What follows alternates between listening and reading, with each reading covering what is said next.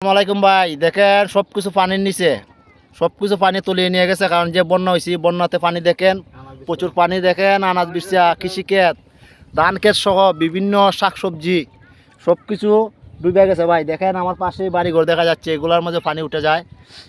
এখনও পানি উঠে নাই, কিন্তু উঠে যাবে। আর যদি বন্যা হয় তাহলে মনে এগুলো পানির নিচে চলে যাবে ভাই।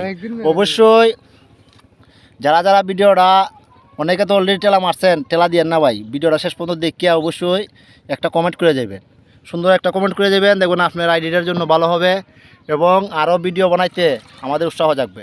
কারণ দেখেন পানির মাঝে কিন্তু আমরা আসা হয় না ভাই। আমার মনে হয় অনেক বছর পরে একদিন পানি তাইলে, মনে 5-10 বছর পরে নৌকার মাঝে উঠছি না। তো আমি নৌকার মাঝে উঠছি করে আমার মনে হয় না, একবারই উঠছিলাম, আর দ্বিতীয়বার আজকে উঠলাম। কারণ দেখেন পানিটা ভাই আমার খুব ভয় করে। কারণ পানি কোম্পানি আর বেশি পানিটা খুব ভয় করে। কিন্তু দেখেন পানি আমাদের এলাকাতে কিন্তু পানির কোনো গন্ধ নাই, কিন্তু এই এলাকাটা পানি সবসময় থাকে। কারণ এখানে নিচু এলাকা, বাটি এলাকা বলে, তো লাগাইতা না। দেখেন এই এলাকায় আমরা পানি দেখার জন্য আসছি, অষ্টগ্রামের সাইডেই এদিকে যাওয়ার জন্য। দেখেন আপনারা কিন্তু ভিডিওটা শেষ পর্যন্ত দেখবেন। আর আপনাদেরকে অনেক কিছু দেখাইতেছি, দেখেন ঘুরাই ঘুরাই সব কিছু আমি দেখাইতেছি যে পানি কতটুকু আছে না আছে। একজনে আমাদেরকে নৌকা দিয়ে নিয়ে আসছে দেখানোর জন্য। দেখেন পানি দেখে যান।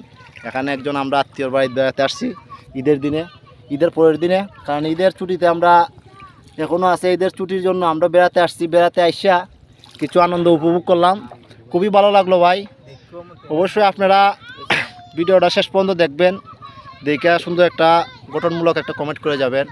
কারণ পানির মাঝে ভিডিও কীরকম হইব না হইব এটা তো আর আমি দেখি না। কারণ প্রচুর রৌদ্রের মাঝে যতটুকু পারতেছি করতেছি। ইনশাল্লাহ আমাদের একজনে ভাই মাঝি হিসাবে, উনি আমাদের আত্মীয়ই, উনি কিন্তু আমাদেরকে খুব একটা আনন্দ দিয়েছে। ওনারা আমি দেখানোর চেষ্টা করলাম।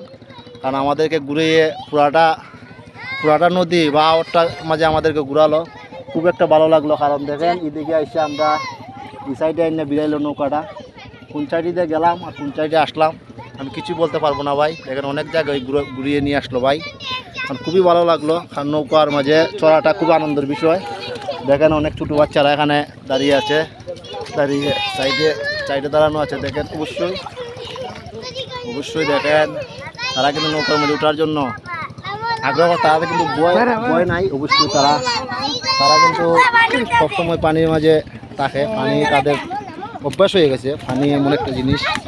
অবশ্যই ছোটরা দেখেন কতটুকু কী করতেছে নৌকা দেখতে। এখন নেমে গেলাম আমি। অবশ্যই অনেকে ওঠার জন্য চেষ্টা করছে। দেখেন এই বাড়িঘর কতটুকু উঁচুর মাঝে আছে। দেখেন পিছনে আমার বাড়িঘর আছে অনেকগুলোই।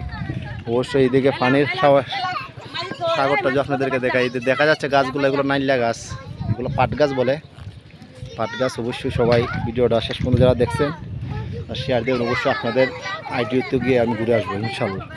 ভালো থাকবেন সবাই।